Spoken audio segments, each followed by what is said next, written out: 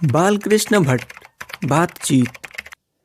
इसे तो सभी स्वीकार करेंगे कि अनेक प्रकार की शक्तियां जो वरदान की भांति ईश्वर ने मनुष्य को दी हैं, उनमें वाक्य शक्ति भी एक है। यदि मनुष्य की और इंद्रियां अपनी अपनी शक्तियों में अविकल रहती और वाक्य शक्ति मनुष्य में ना होती, तो हम नहीं जानते कि इस गूंगी सृष्टि का क्या हाल होता। सब लोग लूंज पूंज से हो मानो कोने में बैठा दिए गए होते, और जो कुछ सुख दुख का अनुभव हम अपनी दूसरी दूसरी इंद्रियों के द्वारा करते, उसे अवाक होने के कारण आपस में एक दूसरे से कुछ न कह सुन सकते। इस वाक शक्ति के अनेक फायदों में स्पीच, वक्तृता और बातचीत दोनों हैं, किंतु स्पीच से बातचीत का ढंग ही निराला है। बातचीत में वक्ता को नाज नखरा जाहिर करने का मौका नहीं दिया जाता है कि वह बड़े अंदाज से गिन गिन कर पांव रखता हुआ पुलपिट पर जा खड़ा हो और पुण्य वाचन या नांदी पाठ की भांति घड़ियों तक साहिबान, मजलिस, चेयरमैन, लेडीज एंड जेंटलमैन की बहुत सी स्तुति करे करावे और तब किसी तरह वक्तृता का आरंभ करे। जहां कोई मर्म या नोक की चुटीली बात वक्ता महाशय के मुख से निकली कि ताली ध्वनि से कमरा गूंज उठा। इसलिए वक्ता को खामखा ढूंढकर कोई ऐसा मौका अपनी वक्तृता में लाना ही पड़ता है जिसमें करतल ध्वनि अवश्य हो। वहीं हमारी साधारण बातचीत का कुछ ऐसा घरेलू ढंग है कि उसमें न करतल ध्वनि का कोई मौका है, न लोगों के कह कहे उड़ाने की कोई बात ही रहती है। हम दो आदमी प्रेम पूर्वक संलाप कर रहे हैं और कोई चुटकीली बात आ गई तो हंस पड़े। मुस्कुराहट से होठों का केवल फड़क उठना ही इस हंसी की अंतिम सीमा है। स्पीच का उद्देश्य सुनने वालों के मन में जोश और उत्साह पैदा कर देना है। घरेलू बातचीत मन रमाने का ढंग है, उसमें स्पीच की वह संजीदगी बेकदर हो धक्के खाती फिरती है। जहां आदमी की अपनी जिंदगी मजेदार बनाने के लिए खाने पीने, चलने फिरने आदि की जरूरत है, वहां बातचीत की भी उसको अत्यंत आवश्यकता है। जो कुछ मवाद या धुआं जमा रहता है, वह बातचीत के जरिए भाप बनकर बाहर निकल पड़ता है। चित्त हल्का और स्वच्छ हो परम आनंद में मगन हो जाता है। बातचीत का भी एक खास तरह का मजा होता है। जिनको बातचीत करने की लत पड़ जाती है, वे इसके पीछे खाना पीना भी छोड़ बैठते हैं। अपना बड़ा खर्च कर देना उन्हें पसंद आता है, पर वे बातचीत का मजा नहीं खोना चाहते। रॉबिन्सन क्रूसो का किस्सा बहुधा लोगों ने पढ़ा होगा, जिसे 16 वर्ष तक मनुष्य मुख देखने को भी नहीं मिला।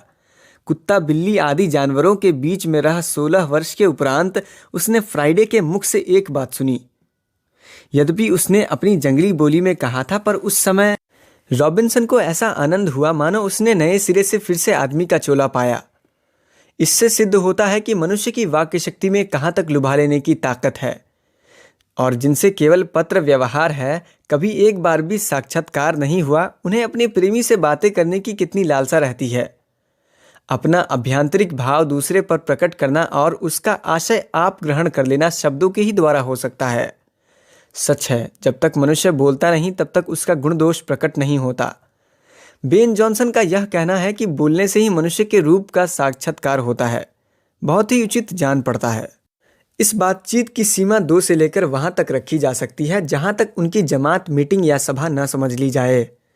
एडिसन का मत है कि असल बातचीत सिर्फ 2 व्यक्तियों में हो सकती है, जिसका तात्पर्य यह हुआ कि जब 2 आदमी होते हैं तभी अपना दिल एक दूसरे के सामने खोलते हैं। जब 3 हुए तब वह 2 की बात कोसों दूर गई। और कहा यह भी है कि 6 कानों में पड़ी बात खुल जाती है।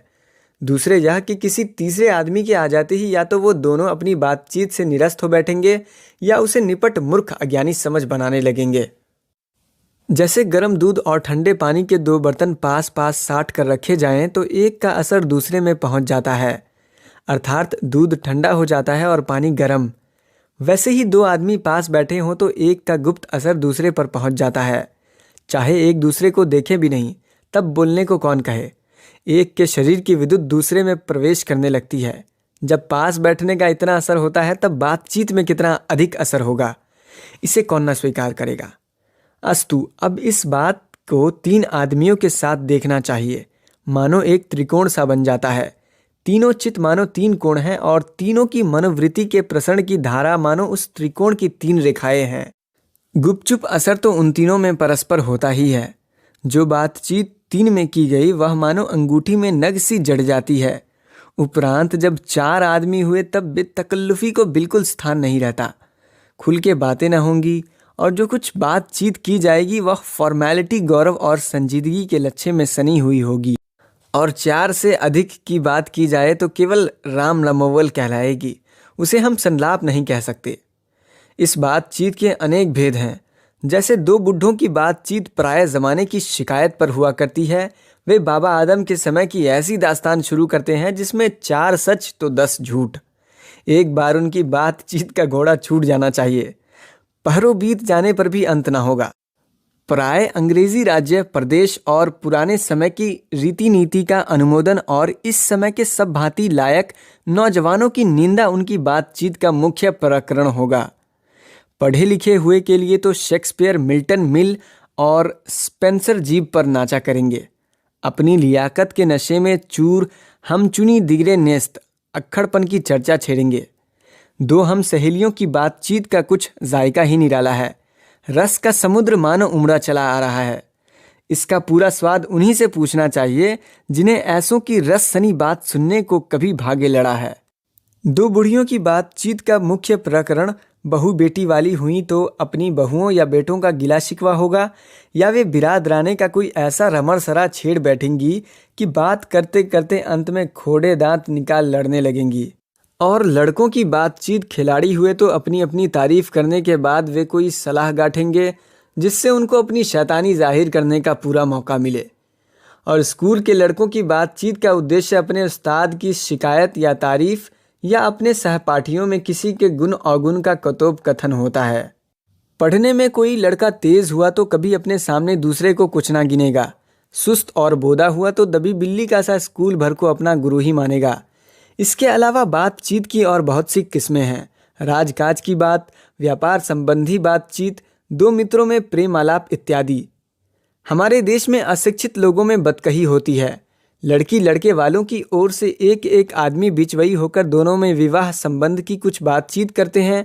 उस दिन से बिरादरी वालों को जाहिर कर दिया जाता है कि अमुक की लड़की का अमुक के लड़के के साथ विवाह पक्का हो गया है, और यह रस्म बड़े उत्सव के साथ की जाती है। चंडू खाने की बातचीत भी निराली होती है। निदान बात करने के अनेक प्रकार और ढंग हैं। यूरोप के लोगों में बात करने का हुनर है, आर्ट ऑफ कॉन्वर्सेशन। यहाँ तक बढ़ा है कि स्पीच और लेख दोनों इसे नहीं पाते। इसकी पूर्ण शोभा काव्यकला प्रवीण विद्वान मंडली में है। ऐसे चतुराई के प्रसंग छोड़े जाते हैं कि जिन्हें सुन कान को अत्यंत सुख मिलता है। सुहृद गोष्ठी इसी का नाम है। सुहृद गोष्ठी की बातचीत की यह तारीफ है कि बात करने वालों की लियाकत अथवा पंडिताई का अभिमान या कपट कहीं एक बात में भी प्रकट ना हो। वर्ण क्रम में रसाभास पैदा करने वाले शब्दों को बरकते हुए चतुर सयाने अपनी बातचीत को सरस रखते हैं। वह रस हमारे आधुनिक शुष्क पंडित की बातचीत में, जिसे शास्त्र कहते हैं, कभी आवेगा ही नहीं। मुर्ग और बटेर की लड़ाइयों की झपटा झपटी के समान उनकी नीरस कांव कांव में सरस संलाप की चर्चा ही चलाना व्यर्थ है। वर्ण कपट और एक दूसरे को अपने पांडित्य के प्रकाश के बाद में परास्त करने का संघर्ष आदि रसाभास की सामग्री वहाँ बहुतायत के साथ आपको मिलेंगी। घंटे भर तक कांव कांव करते रहेंगे तो कुछ ना होगा। बड़ी बड़ी कंपनी और कारखाने आदि बड़े से बड़े काम इसी तरह पहले 2-4 दिली दोस्तों की बातचीत से शुरू किए गए, उपरांत बढ़ते बढ़ते यहाँ तक बढ़े कि हजारों मनुष्य की उनसे जीविका चलने लगी और साल में लाखों की आमदनी होने लगी। 25 वर्ष के ऊपर वालों की बातचीत अवश्य ही कुछ न कुछ सार गर्भित होती होगी, अनुभव और दूरंदेशी से खाली न होगी। और 25 से नीचे की बातचीत में यद्यपि अनुभव, दूरदर्शिता और गौरव नहीं पाया जाता, पर इसमें एक प्रकार का ऐसा दिल बहलाव और ताजगी रहती है जिसकी मिठास उससे 10 गुनी चढ़ी बढ़ी है। यहाँ तक हमने बाहरी बातचीत का हाल लिखा है जिसमें दूसरे फरीक के होने की बहुत आवश्यकता है, बिना किसी दूसरे मनुष्य के हुए, जो किसी तरह संभव नहीं है और जो 2 ही तरह पर हो सकता है, या तो कोई हमारे यहाँ कृपा करे या हम ही जाकर दूसरे को कृतार्थ करें। पर यह सब तो दुनियादारी है जिसमें कभी कभी रसाभास होते देर नहीं लगती, क्योंकि जो महाशय अपने यहाँ पधारे उनकी पूरी दिलजोई ना हो सकती तो शिष्टाचार में त्रुटि हुई। अगर हम ही उनके यहाँ गए तो पहले तो बिना बुलाए जाने ही अनादर का मूल है, और जाने पर अपने मन माफिक बर्ताव ना किया गया तो मानो दूसरे प्रकार का नया घाव हुआ। इसलिए सबसे उत्तम प्रकार बातचीत करने का हम यही समझते हैं कि हम वह शक्ति अपने में पैदा कर सके कि अपने आप पर बात कर लिया करें। हमारी भीतरी मनोवृत्ति प्रतिक्षण नए नए रंग दिखाया करती है। वह प्रपंचात्मक संसार का एक बड़ा भारी आईना है जिसमें जैसी चाहो वैसी सूरत देख लेना कुछ दुर्घट बात नहीं है। और जो एक ऐसा चमनिस्तान है जिसमें हर किस्म के बेल बूटे खिले हुए हैं, ऐसे चमनिस्तान की सैर में क्या कम दिल बहलाव है। मित्रों का प्रेम आलाप कभी इसकी 16वीं कला तक भी नहीं पहुंच सका। इसी सैर का नाम ध्यान या मनोयोग या चित्त को एकाग्र करना है, जिसका साधना 1-2 दिन का काम नहीं, बरसों के अभ्यास के उपरांत यदि हम थोड़ी भी अपनी मनोवृत्ति स्थिर का अवाक हो अपने मन के साथ बातचीत कर सकें तो मानो अहोभाग्य। एक वाक्य शक्ति मात्र के दमन से ना जाने कितने प्रकार का दमन हो गया।